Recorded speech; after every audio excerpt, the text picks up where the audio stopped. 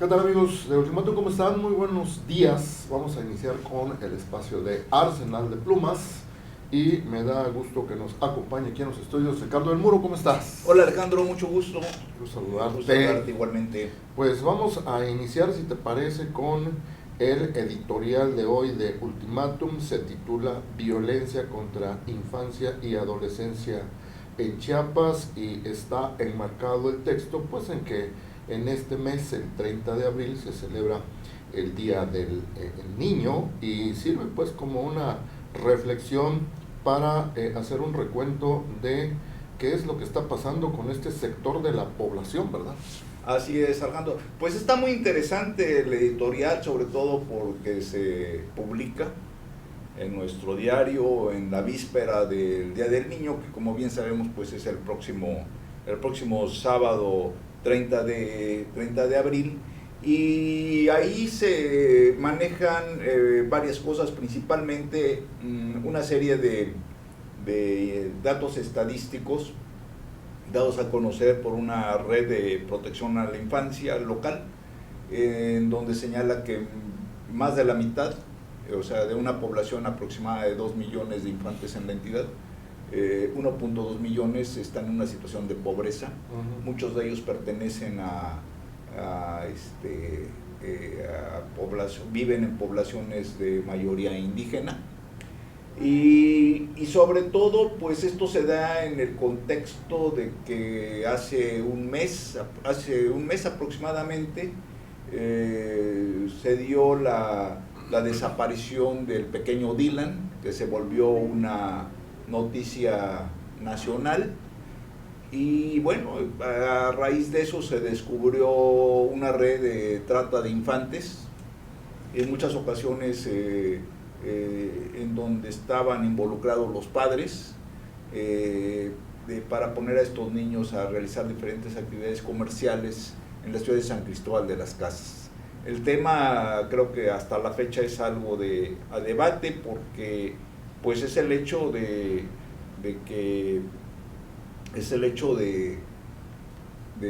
los niños en familias de muy bajos recursos tienen que ser puestos a trabajar para ayudar a la manutención de la familia, y ese es el caso de muchos grupos indígenas. Lo vemos en Tuxtla Gutiérrez, donde vemos en ocasiones a toda la familia, desde el papá hasta la mamá, y los niños hasta los más pequeños, en diferentes labores en las esquinas, ¿verdad? Sí. Y el otro caso que sucedió a principios de esta semana, pues fue el suceso del pequeño que fue sustraído del hospital número 1 en Tapachula, del Seguro Social, por una mujer que lo robó. En ambos casos, a las presuntas plagiarias eran mujeres que deseaban tener un hijo y que no lo habían logrado, y la verdad es de que si se lograron esclarecer estos hechos, pues fue en gran medida gracias a la presión de los medios. Esto obligó a que las autoridades se movilizaran, pero la realidad es de que en muchos otros casos no sucede esto. Y en Chiapas la información y que se maneja en el editorial pues señala esto, ¿no? Que Chiapas está dentro de las entidades en donde es muy elevado el número de secuestro infantil, y aparte hay datos no solamente del secuestro infantil, hay datos de violencia intrafamiliar, y otro punto que se señala es de que en muchos estados se estima que hasta el 18% de los infantes que están en peligro de ser reclutados por el crimen organizado. Esa es una situación alarmante y que creo yo que debe ser tomada en cuenta, pues sobre todo ahorita que tenemos la víspera para celebrar el Día del Niño. Cierto, muy bien, muy interesante. Pues, ¿te parece? Vamos al texto que escribe tu servidor acá entre nos el día de hoy. Me refiero a 3 temas que me parecieron relevantes, ¿no? Uno de ellos de que el senador chiapaneco Eduardo Ramírez Aguilar expresó su acuerdo en que sea modificada la ley del trabajo, ley federal del trabajo, en su parte de las leyes laborales, de los aspectos laborales, porque ellos mismos aprobaron una reforma en el 2019 que tenía que ver con la creación de nuevas figuras de justicia laboral. Por ejemplo, crearon los tribunales laborales, los centros de conciliación y los registros laborales, además de sus partes estatales, 32 partes estatales, que sirven de primera instancia para resolver conflictos laborales que deberían entrar en funciones el 1 de mayo, o sea, ya dentro de 3-4 días, pero ya hay peticiones ahí de la propia Secretaría del Trabajo. Hay un organismo que se encargaba de aplicar esa ley, de que aterrizara esa ley a nivel nacional. Pues se dieron cuenta en enero de que no les iba a dar tiempo de crear toda la estructura humana, física, de equipos que tienen para esta fecha, y están pidiendo que se modifique y que entre en vigencia hasta octubre de este mismo año. El problema es que pues ya estamos a 28 y el día 1 de mayo debería entrar en vigor esta ley. Tendrían que hacerlo rapidito si lo van a modificar allá en el Legislativo Federal. Esto es por parte de Eduardo Ramírez, y estoy citando aquí una reunión que hubo entre representantes del Consulado General de Guatemala en Tuxtla Gutiérrez y diputados chiapanecos, donde estuvo, por cierto, el embajador de Guatemala en México, Mario René Asmitia, y por el lado de Chiapas, el diputado presidente de la Junta de Coordinación Política del Congreso del Estado, Yamil Belgar Bravo, y pues están poniendo sobre la mesa todos aquellos temas que sean del interés común, tanto del lado de Guatemala como del lado de México, concretamente en territorio chiapaneco, para que se les pueda dar atención de una manera conjunta. Y al final, fíjate, vuelvo a tocar el tema de Alejandro Gertz Manero, fiscal general de la República, que ya lo he abordado en otros textos anteriores, por todos los escándalos mediáticos en los que ha estado él inmiscuido y en los que se ha demostrado, se ha generado evidencia de que ha estado utilizando el cargo, el alto cargo que desempeña, para hacerse favores a sí mismo. Está manipulando las leyes, ha tenido pues fuertes golpes mediáticos y políticos, incluso hasta profesionales, anteriormente, cuando filtraron unos audios en donde él está o aparece como una parte manipuladora de la justicia para que le favorezcan unos juicios que él ha estado llevando desde que se murió su hermano en el 2015, y en donde él acusó a la entonces pareja sentimental de su hermano y a la hija de esta. A una ya la tenía en la cárcel, la otra tenía orden de aprehensión, y ya vemos que se desencadenó todo el tema después de haberse revelado esos audios donde aparecía la voz del fiscal general de la República. La Suprema Corte de Justicia de la Nación pues decidió en forma unánime de sus 11 ministros de que no había razones para que esa persona estuviera en la cárcel y la otra tuviera una orden de aprehensión, y decidieron que cesaba en ese momento en forma inmediata todos los juicios legales que estaban instruidos en su contra. Luego vino una carta muy extensa de Julio Scherer, el ex consejero jurídico de la Presidencia de la República, en donde revelaba que el fiscal le había pedido a Scherer que manipulara algunas cosas también a su favor. Bueno, y ayer el periodista Raimundo Riva Palacio publicó que hay una investigación en Estados Unidos en contra del propio Gertz Manero, y en todos los textos que he publicado, incluso ayer mismo, observo que el fiscal está en una posición muy débil, ¿no? Ha quedado en una posición muy débil, ya no tiene tanta credibilidad, y eso pues seguramente podría generar de que se salga del cargo, de alguna manera. Sí, yo creo que es muy interesante tu columna, definitivamente, y yo creo que que sí, la presión hacia Hertz Manero indica que tal vez pronto sea removido del cargo, está ya muy desgastado, ya no tiene la credibilidad que debería de tener un fiscal. Pero por el otro lado también es interesante las figuras que se han involucrado en este, digamos,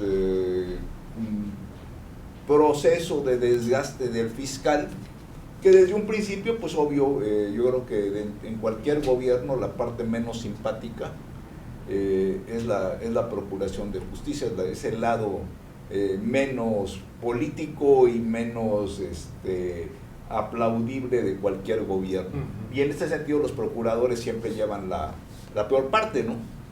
Por supuesto, el hecho de que a su cargo esté la procuración de justicia, pues implica por lo menos la sospecha de que se abusa del cargo. Aquí es interesante que en el trasfondo de todo esto, y creo que lo veo que lo tocas en tu columna, es por un lado el hecho de que el fiscal fue espiado, lo cual ha abierto otra investigación. Tengo entendido que incluso un periodista del Universal está siendo investigado al respecto. Sí se observa de entrada como una presión hacia la libertad de expresión, pero por el otro lado, hasta donde yo tengo entendido, hasta lo que me he informado, es de que la investigación se hizo porque este periodista, no recuerdo bien su nombre, pero no, es el tema que está en la prensa el día de hoy, publicó la información del audio famoso donde se filtró que estaba intentando manipular la justicia a su favor Hertz Manero. Lo publicó a las 2 de la mañana en un portal que no existía y casi para difundir este video. Ahí es interesante, independientemente de cualquier cosa, llegar hasta el fondo y ver realmente qué sucedió. Yo espero que así suceda, para bien de todos, ¿no? Sin tomar partido por Hertz Manero o por el periodista. Y por el otro lado, también es el mismo caso del conflicto de Hertz Manero. Por un lado, Julio Scherer, hijo, déjame decirte que cuando llegó al gobierno no traía a pesar de que su padre pues fue un gran periodista y fue representante de la libertad de expresión en México y de la lucha de Excelsior y el desarrollo del proceso y demás, Julio Scherer hijo, no tenía llegó precedido de una fama no del todo muy clara en el desempeño de sus funciones. Siempre estuvo en buena medida, gracias a la influencia de su padre, metido en trabajos burocráticos, y lo que se pensaba que eran rumores, no se comprobaba efectivamente, pero eran rumores que se manejaban sobre el actuar de Julio Scherer hijo, pues surgió a raíz de que presentó su renuncia. Y después vino también la denuncia contra Scherer en el sentido de que estaba pidiendo beneficios a uno de los acusados en los problemas que tenía a su cargo.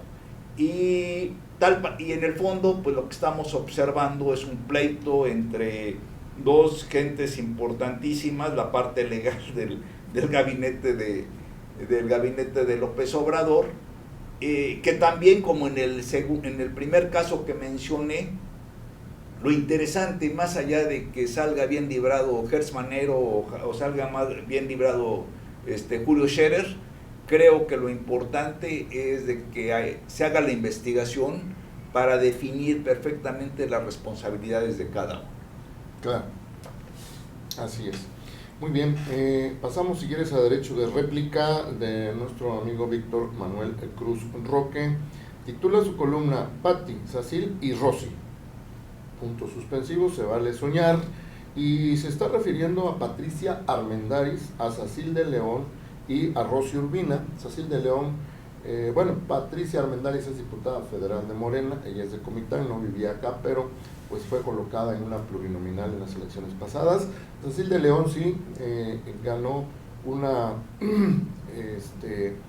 una posición allá en el Congreso Federal, aquí en Chiapas, y Rocío Urbina pues es la presidenta municipal de Tapachula. A las tres, de alguna manera se les ha mencionado, o lo han mencionado ellas mismas, con la propia Pati Armendáriz, que hace poco escribió un Twitter, se les ha relacionado con las elecciones para renovar a gobernador en el 2024 aquí en Chiapas. Y aquí Víctor Cruz Roque analiza las posiciones de cada una de ellas y a su juicio no tienen posibilidades de ser candidatas y ganar, ¿no? Frente a otras propuestas que ya están más definidas, como la de Eduardo Ramírez, senador de la República, y Zoé Robledo, que es director general del IMSS. A eso se refiere hoy Víctor Cruz. Pues sí, yo creo que no hay mucho que añadir respecto al análisis de nuestro amigo Víctor Cruz Roque, porque efectivamente está perfectamente definido que los precandidatos, al menos hasta ahorita, los que se están enfilando, son Eduardo Ramírez y Zoé Robledo, los que están enfilando a ser los candidatos hacia la gubernatura del estado.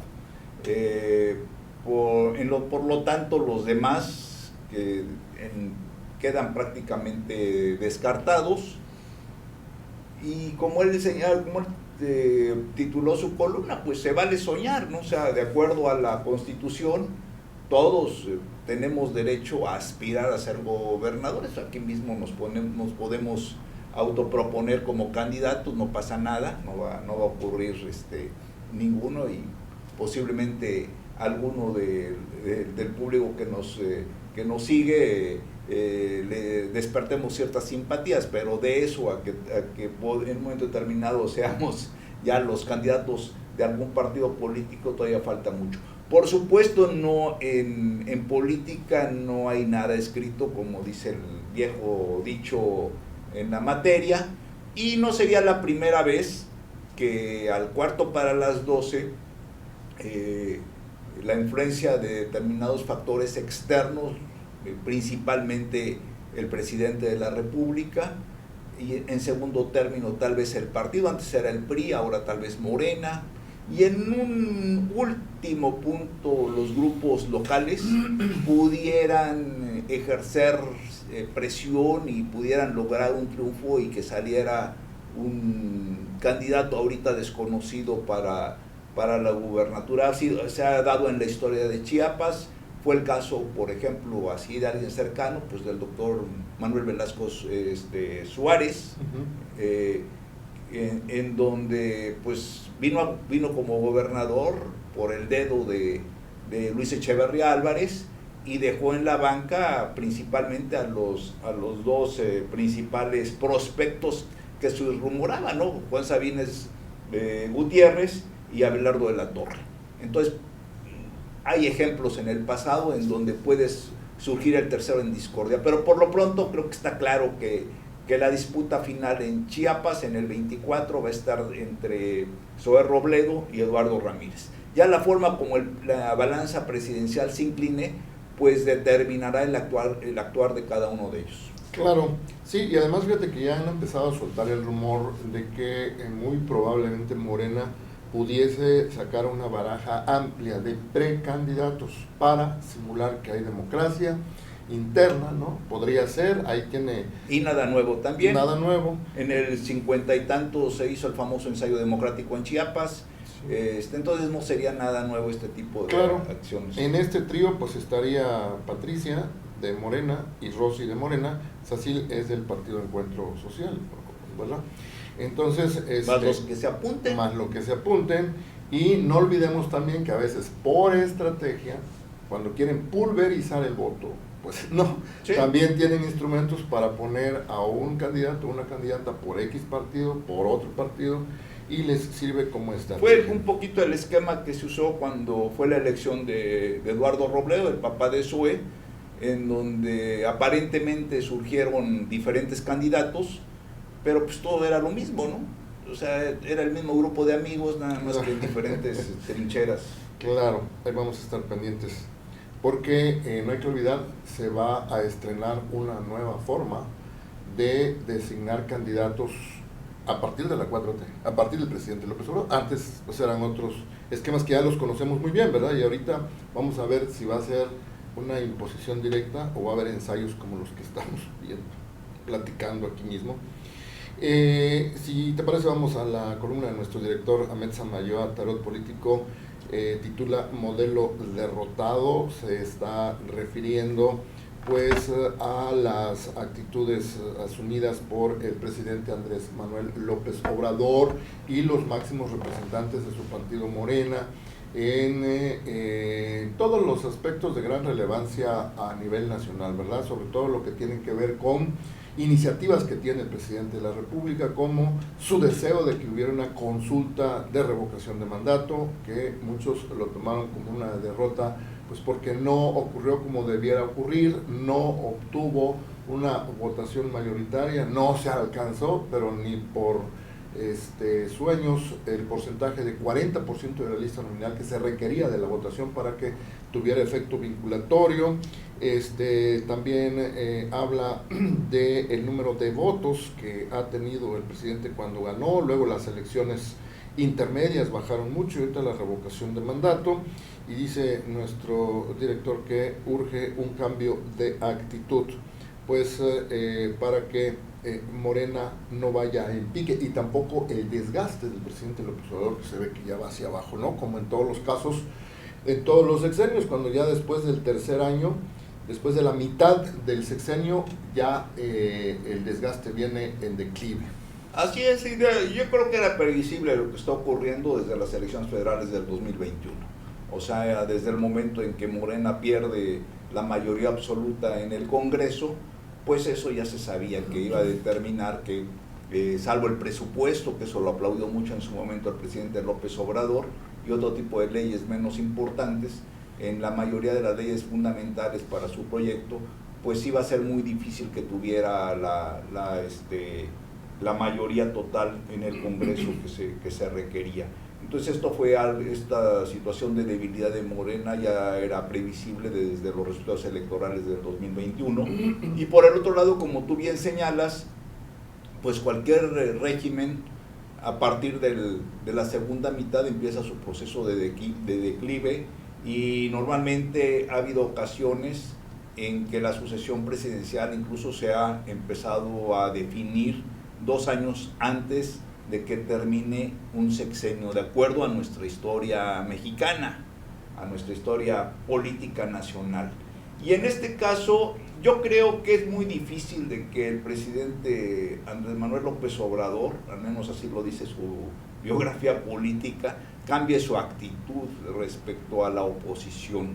Creo que vamos a seguir viendo estos señalamientos, divisionismos que se dan normalmente y que ya nos hemos acostumbrado desde la mañanera.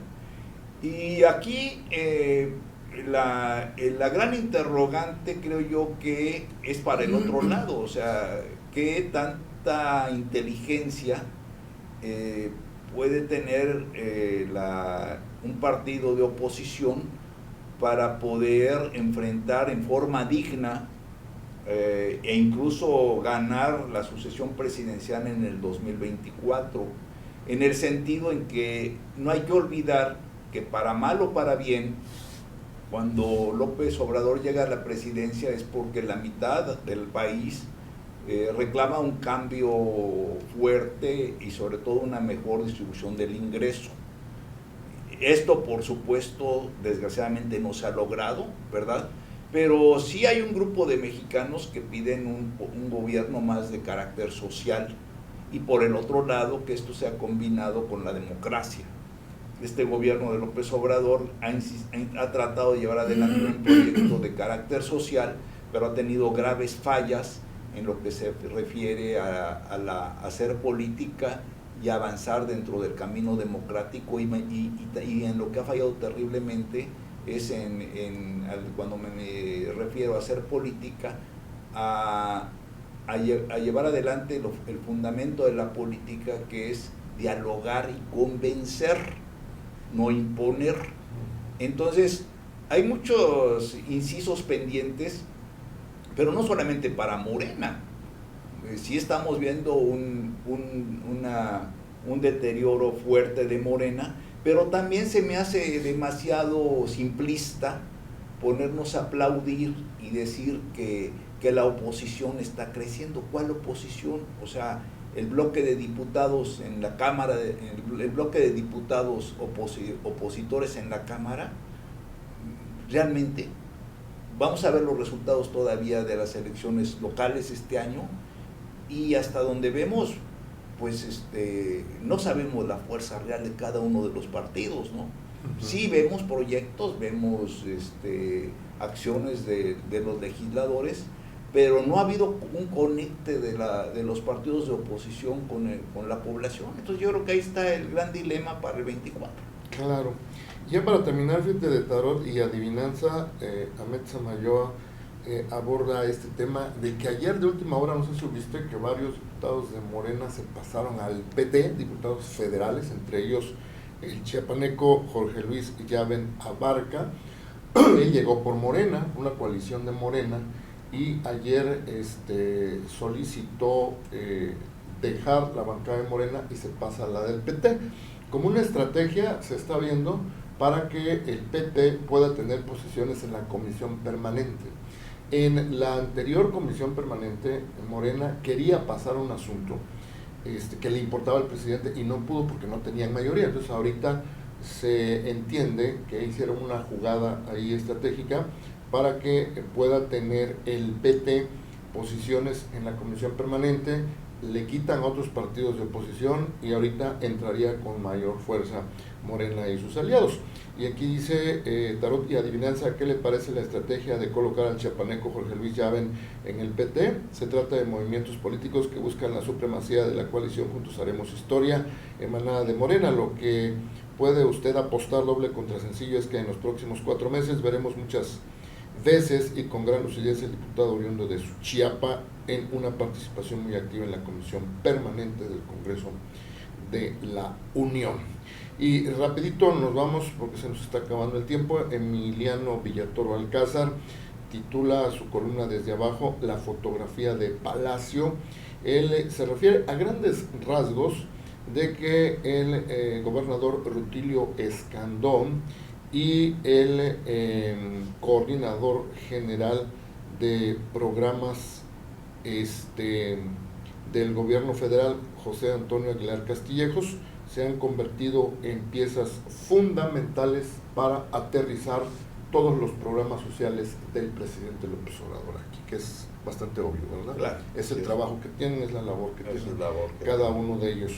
Y Juan Carlos Calimayor a Estibor titula Limpiemos Tuxtla. Es una campaña que va a iniciar, creo que pasado mañana, el presidente municipal Carlos Morales Vázquez, como un complemento a lo que ya han venido haciendo en la campaña de desasolve y limpieza del río Sabinal. Ya el presidente lo ha explicado aquí en unas entrevistas varias veces, de que por etapas han estado limpiando el río Sabinal, han estado arreglando sanitarios, drenajes sanitarios para que el agua sucia se vaya a las plantas de tratamiento y ya cuando esté limpia la devuelven al río, el desasolve para que cuando vengan las lluvias pues no haya riesgos de inundaciones y además pues se mantenga limpio el río y al mismo tiempo haya un medio ambiente más sano para sus habitantes, sus vecinos, ¿verdad? A eso se refiere Así es. El día de hoy en su columna. Pues con esto terminamos, Ricardo, muchísimas gracias. Antes permíteme anunciar que la entrevista de hoy es regularmente a la 1 de la tarde. Nuestro director del Ultimátum, Amet Samayoa Arce, va a entrevistar al magistrado presidente del Tribunal Federal de Conciliación y Arbitraje, chiapaneco, Plácido Humberto Morales Vázquez. Va a ser una entrevista en vivo, en directo desde la Ciudad de México, así que los invitamos a que nos sigan a la 1 de la tarde.